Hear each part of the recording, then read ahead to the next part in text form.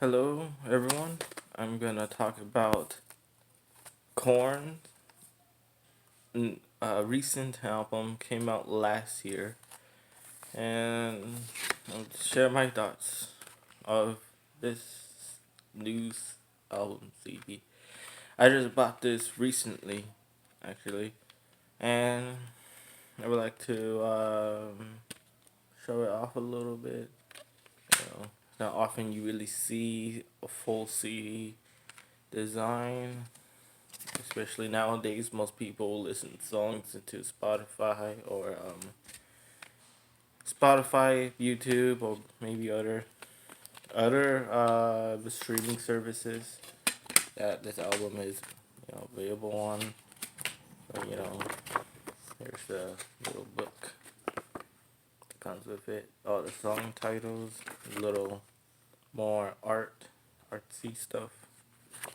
Yeah. So this album has been a interesting wait. Usually time, I've always been a Korn fan. Listening to Korn since I was a little kid. My mom would be cleaning the house and then she would throw Korn in her stereo system thing, or maybe she went to pick us up from school and she would play Korn. And every single release up to See You Other Side, we always get a new Korn album. Or at least my mom would get a new Korn album. She would have the debut, Life is Peachy, Fall the Leader, Issues, Untouchables, Take a Look in the Mirror, and See You Other Side. Even all the all mixed up EP that Korn threw out around the pre-issues era, and also the greatest hits, and also we'll have collections of Korn albums, the Korn live DVDs, and Korn, even the family values tours too. But only the 1998 and 2006 family values tour. So that's I always, and then uh, Untitled came out. My sister bought that CD, and then I haven't heard the band ever since. And it's not until Perfect Totality that I heard, the new Korn song, which is Get Up, which is, at the time, man was just like, what is this? This is not Korn. This is that dubstep crap, stuff like that. And then, Head came back into the band and Paradigm Shift. And then everyone was just like, Korn is getting back on track. Something that's true to their sound. And then my mom bought that album. And then Serenity Suffering came out. That's the first Korn album I ever bought with my own money. Well, actually, it's the first Korn album that I actually own. And sadly, that album got lost in a car accident. And then this album came out. Now, the follow up to this album is unfortunately, is, you know, John the Davis, the singer, has to unfortunately have to grieve about the death of his wife. Rest in peace. All hearts out to the band, the family members. It's not a fun thing to experience and go through, and I hope for the better for the family and Jonathan David himself. You know, but but unfortunately, due to that, we have some songs that probably might be takes inspiration from that experience. And yeah, you know, John has to. we hear some really stuff that we some things you might hear from old Korn albums when John it's crying during some songs, something he used to often do, but as Korn albums progresses, he does less and less of. But a little more, John Denton Davis little freak out moments when you know everything's all calm, and then suddenly John started screaming like singing, screaming, not just um, screaming like a maniac. There's actually an art form towards the screaming than just let it all out. And yeah, but due to that, it really brings up some old Corn vibes, something you might hear from Life is Peachy. The Corn debut album, some of it can probably command you of Follow the Leader. There are some things, yeah, there are some interesting things about this album that there are some songs that kind of like interludes, not really interludes. Actually, technically, there's only one interlude, which is There's a song at the beginning, the first track, which is the end begins, which is open up the album, kind of like an intro, and then we got the last song, which is Surrender to Failure, which serves more of an outro rather than an actual song. Really closes up the album, and then and then right middle of the album, number six, you might get the seduction of indulgence, and something that probably in there probably to bridge the gap to the song before it and the song after it. Some of the people I remember reading other people's thoughts into the album, and they might think that some of the lyrics are kind of cringy and idiosyncrasy. There's a lyric that everyone likes to quote, saying that God is up there. He's making fun of me. He's laughing up. He's laughing up there. I can see. I think that's how the lyric goes. And most people find that edgy, cringy, but to me, I have been on that state of grieving or being depressed or not that really terrible mental state of mind, and that to me, it's kind of a natural thing to get out. So unless you experience that yourself, maybe you understand, or maybe you have experienced it, but you might experience it in a different way. But I don't really blame John for most of his lyrics, but like I said, this is more him grieving, mourning, and really had to really capture his emotions at a time, which is that's something that it's nothing like in a Corn 3 where like it was forced out, because that's the Corn sound. Right here it feels more natural. Something that actually works with John's style. It has to come out natural. You can't force it out. That's why John really doesn't really do it all the time. It has to come out in a natural way. One thing I do want to point out about this album that John brought back the bagpipes. Probably like one or two songs, mostly the interludes. But before, every album used to have at least one a bagpipe on the track. Shooting Ladders first album, um, Lowrider from Life is Peachy, My Gift to You, Follow the uh, Follow the Leader. There's some songs and issues that has it. Dead comes to mind, and then we got I'm not sure if Untouchables has any bagpipes. I can't really think of a song that really does have bagpipes. A fun album, but take a look in the mirror. Let's do this now.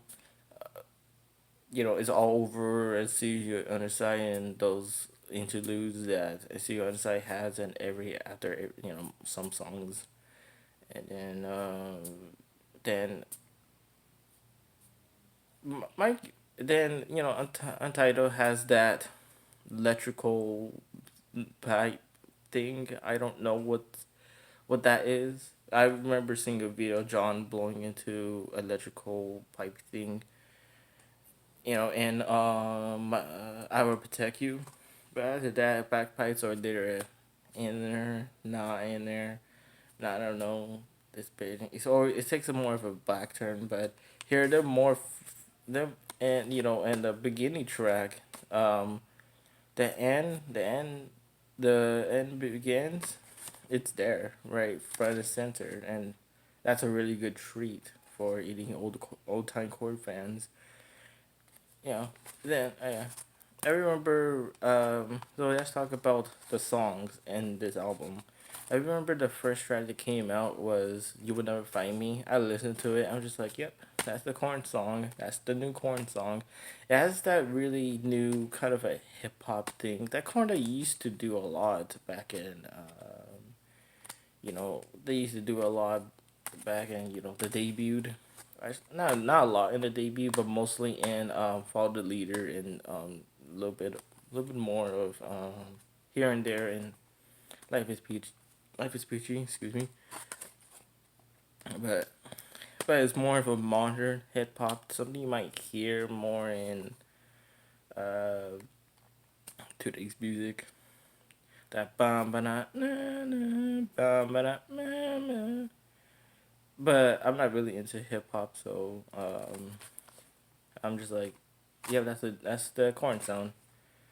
That's the new Korn sound. And then it didn't really like get me excited to the album. It's not until the new single, the single after that, Code, that makes me more excited about the new track. That I feel like the song flows a lot better, you know. And one of my favorite, there's some songs, I think like the beginning of the CD is very strong, and as the city goes on, there's some things that get lost in while I listen to it. But once you listen to the song, you instantly remember, like, sometimes you be like, what does gravity discomfort sound like? And then you put on like, oh yeah, that I remember listening to that, or Ringmaster has, and just like, yeah, I remember that song. But sometimes when you're not listening, you just like, wait, this song was in that track. So there's some songs that might get lost in there, but you will get reminded. It's not, but the song is not like generic, and it's not like you will forget the song once you hear it. Because once you listen to the songs again, you instantly remember the song, and you're like, oh yeah, okay, I remember the song. This is the intro. That this verse goes this way. Oh, and the chorus go that way. So it's not like it's boring and bad and all that stuff. It's just sometimes you just need to get a little more. You need to get reminded, which is something that it shouldn't happen. You should just remember the song, but you should just you know look at the name of a song and be like, "Yep, that song goes out this way, this way, this way, this way."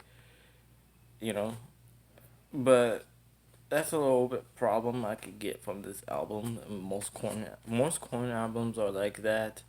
If you don't remember the song, that you have to probably need to listen to it or to jog your memory, or maybe you don't even remember it at all. But to me, that's it's the other one where I forgot what the song looks like by looking at the song title,